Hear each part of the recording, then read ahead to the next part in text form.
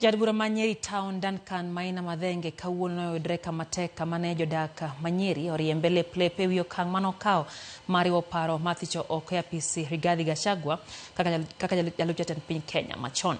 Madhenge ne ochopo e boma Manyeri mariwo lwedo johala kod weg nyamburko mako idwaro mondo mi dar dhi e kar chungo geche ma Field Marshal Muthoni Kirima. Kanyo mane jodak makono otame kata mana wuoyo gi jopiny ka ginyiso e chwang' margi.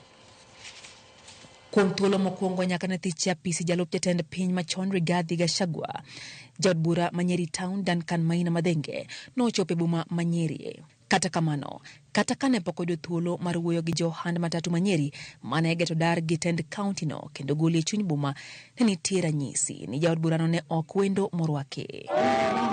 E konde mathoth e boma Manyeri, oganda nonyiso e chwang' margi kaluwore ni jaod burano nosiro paro mar thicho oko e apisi Rigathi Gachagua. Ne otemo lorore e sende nyamburko go eka noyudo thuolo mar twak gi oganda kama noseyo gavana Manyeri Mutahi Kahiga kuom daro johala go e chuny boma no Manyeri. Mutahi wa Kahiga amezoea kujipiga kifua akisema kama mbaya.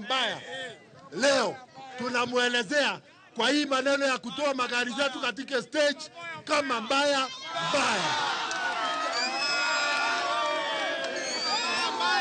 Na tunakujulisha ya kwamba hatuhami. Na siedi na huko chini juu kuna watu nawacha hapa na sitaki kuwaacha hapa.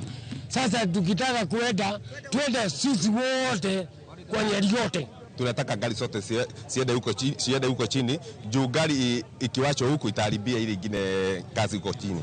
Ywaruok ewi kar chungo nyamburko gono kelo ng'ikruok e chenro mag wuoth e bomano Manyeri eka bang'e chenro noduogo e wang'e bang'e.